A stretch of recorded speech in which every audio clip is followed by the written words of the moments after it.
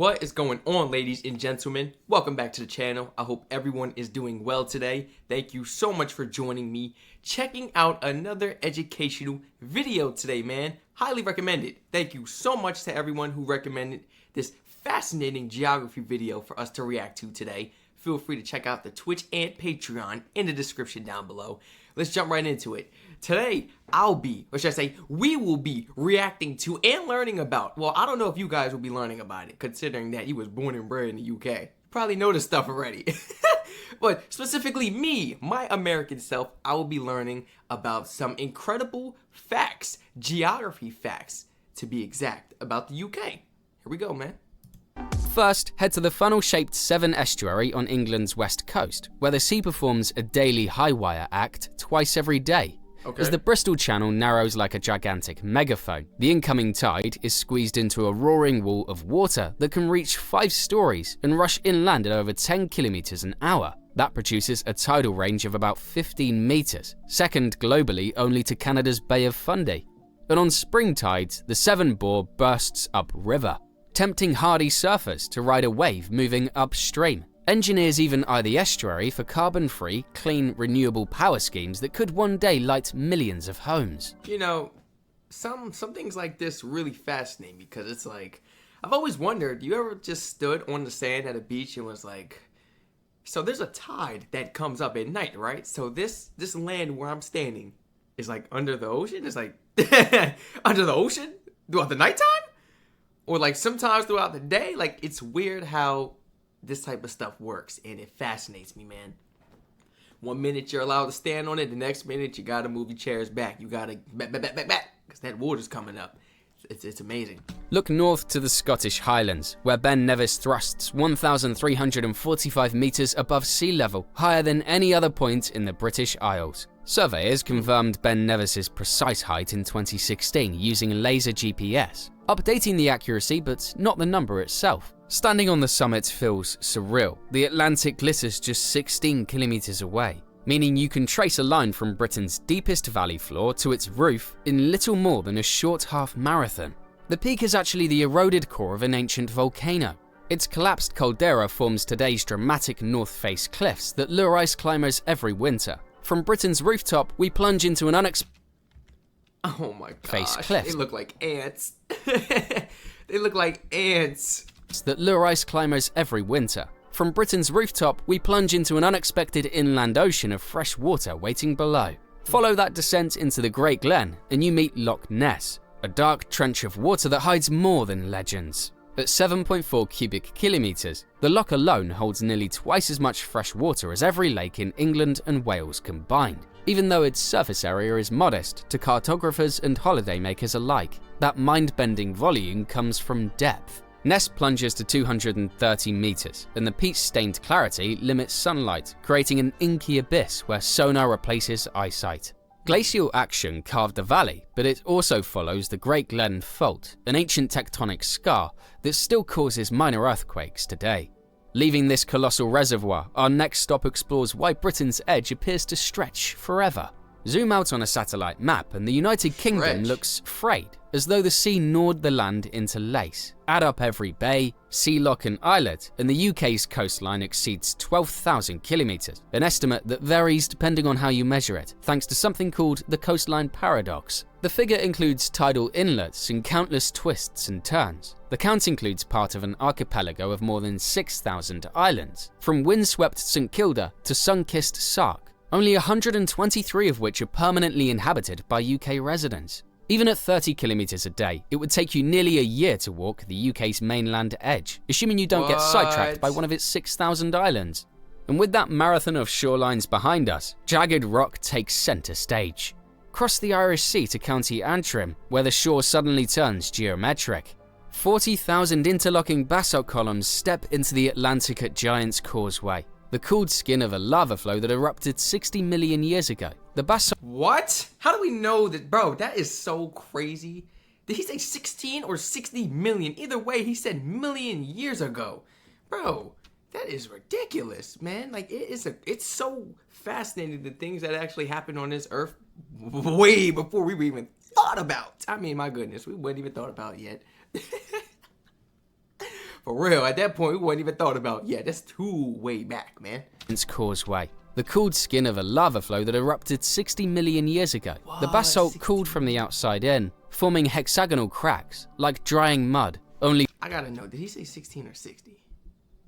Basalt cooled from the outside in. 60 million, okay, yeah. Forming hexagonal cracks, like drying mud, only forged by lava on a geological scale. Some stand 12 meters tall, yet measure only half a meter across. UNESCO lists the site for raw beauty more than many cathedral floors and textbook clarity of its geology, and scientists still study the columns to understand how cooling rates dictate rock patterns. Leaving Northern Ireland's natural paving, we venture to peatlands that help keep the planet cooler. Return to the far north of Scotland, where the flow country sprawls across Loch Ness and Sutherland. This blanket bog covers roughly 4,000 square kilometers, an area larger than Cornwall, and in 2024 it became the world's first peatland World Heritage Site. Its spongy moss layers are up to 8 meters thick and lock away an estimated 400 million tons of carbon, making the landscape more effective at climate cooling than many forests. Underfoot, pools shimmer between hummocks that host carnivorous sundews and nesting greenshank.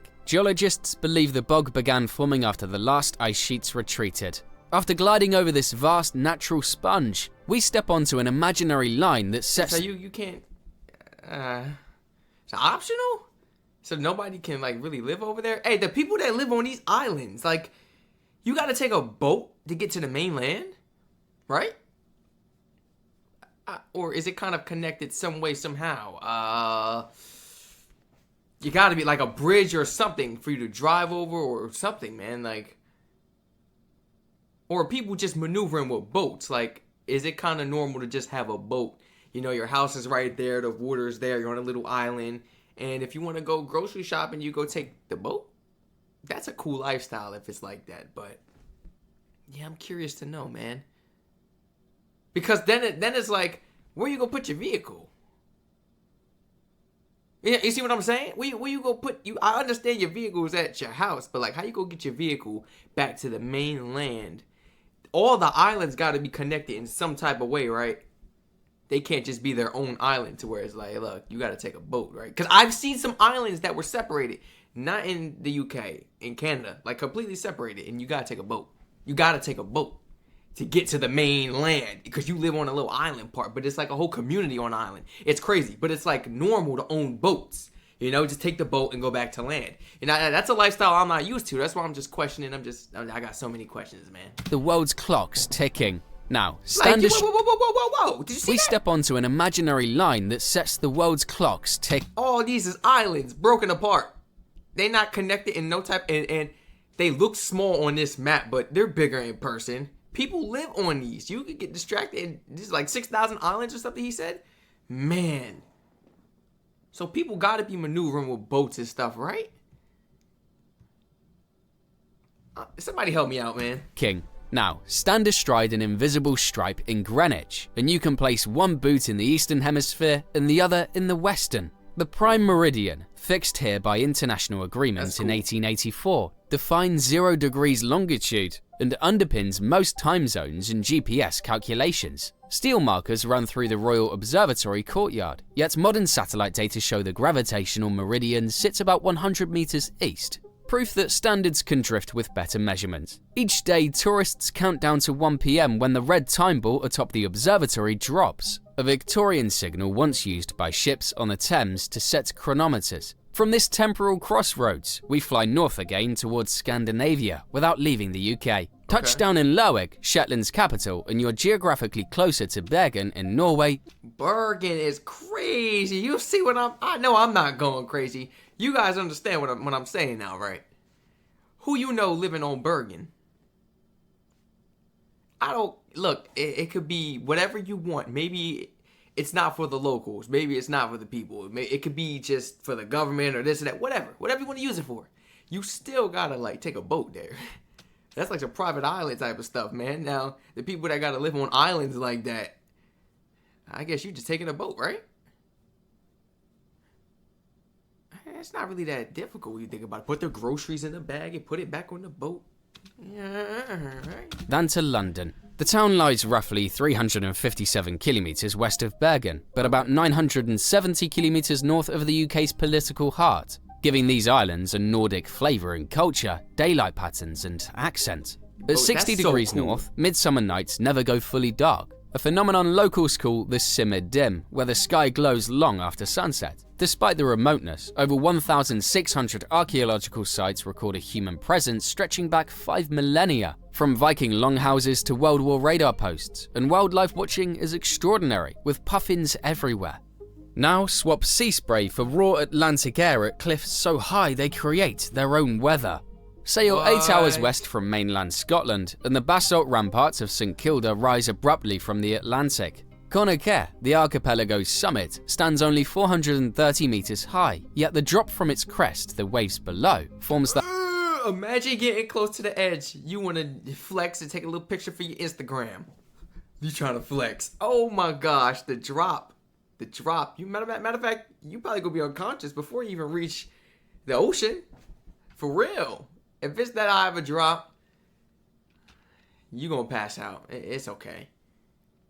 Highest sea cliffs in the United Kingdom. These vertical walls are so sheer that former... You know, I'm hearing about stuff got a different climate on top of it. You think of it like a enormous mountain. You know, you gotta climb it for days. You gotta keep going up that thing. You mean to tell me I could go up on one of these same day? I could make it to the very tip, to the top, and it's a whole different climate? That's cool, man. Nest halfway down, safe from humans but not from swooping skuas. Wind speeds here have topped 200 kilometers per hour, and centuries of exposure, coupled with illness, food shortages, and isolation, led the last permanent residents to request evacuation in 1930. That's okay. So that's another thing with these islands and stuff. Oh man, like you get to running out of food, supplies, you know, materials and stuff, animals. You get to run out of animals. Now we got crops, different type of crops. Should I say like different plants and things that we can plant, like foods and vegetables and fruits.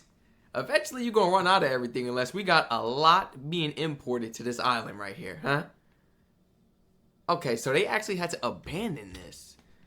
Kilometers per hour, and centuries of exposure, coupled with illness, food shortages, and isolation. So illnesses. Okay. Led the last permanent residents to request evacuation really in 1930. Isolated. I mean, my goodness. Their homes now serve as poignant bothies for visiting scientists. Leaving these storm-sculpted precipices behind, we dive beneath the waterline in search of Britain's hidden depths. Back on the mainland, Loch Morar hides among the hills of Lochaber. At 310 meters deep, it is the deepest freshwater body in the United Kingdom, so deep that 1.5 Blackpool towers could... Okay, I'm sorry. I'm sorry to just... Yeah, look. I tried not to pause for 7 minutes. I kept it going. Because I heard about the fresh water, you know, already in this video. And I didn't want to sound stupid asking this question, guys. But please educate me. I don't care if I sound a fool. You can make fun of me in the comments. When it comes to fresh water, did they kind of treat it a little differently from just, I guess you could say regular, like dirty water, I guess? Unsanitary water?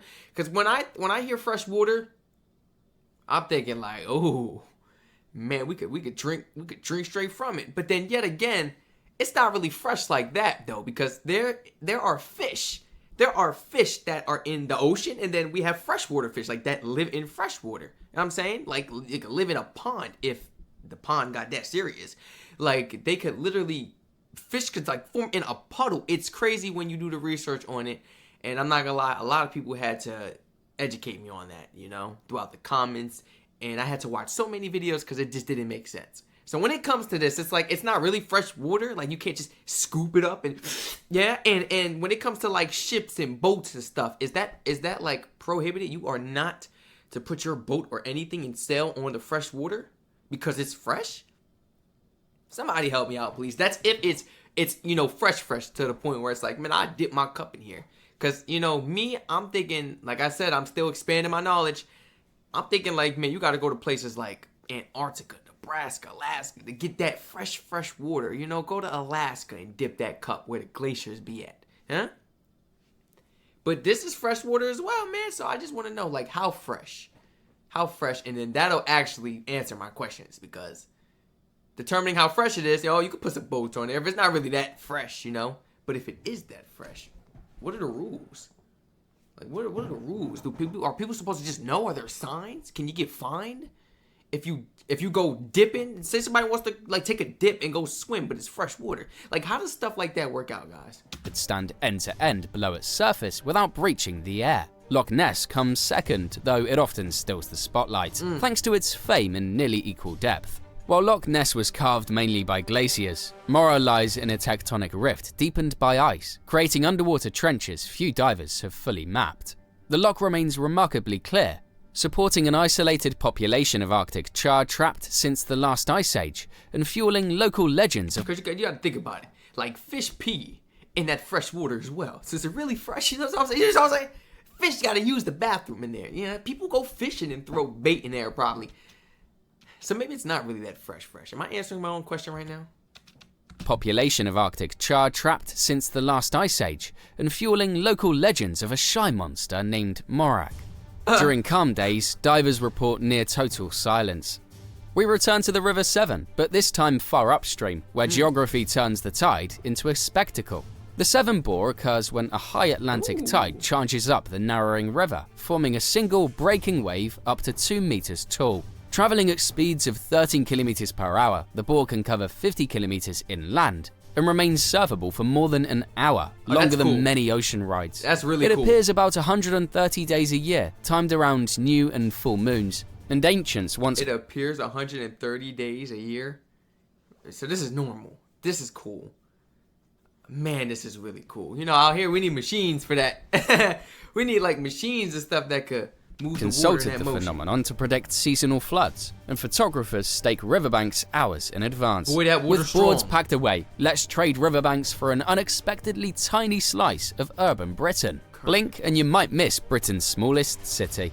St David's in Pembrokeshire earned its city status because of a medieval cathedral, yet its permanent population hovers around 1,850 residents. Smaller than many English— Get out of here. Population hovers around 1,850 residents. I'm talking about everybody know everybody here, man. I know your mother, I know your sister, I know your auntie, I know your daddy, I know your grandmother. You know what I'm saying? I know your dog. Everybody know everybody. You best believe word is getting around town. Everybody gossiping, everybody know everybody business.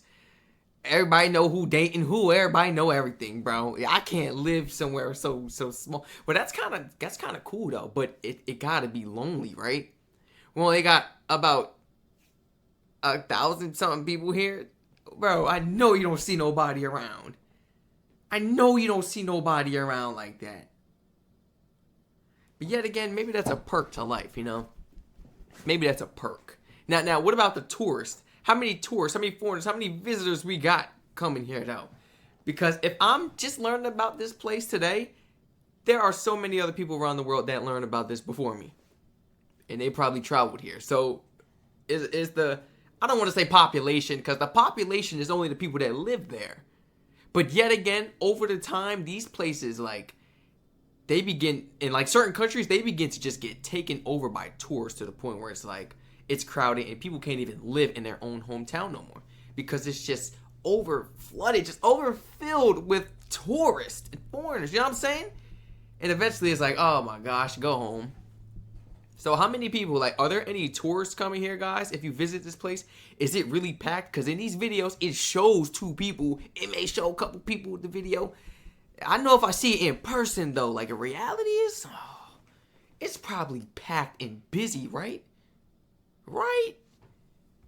He said this was hidden, underrated. Only 1,000 something people live here. It ain't underrated no more. I bet you that, man. How many people have seen this video?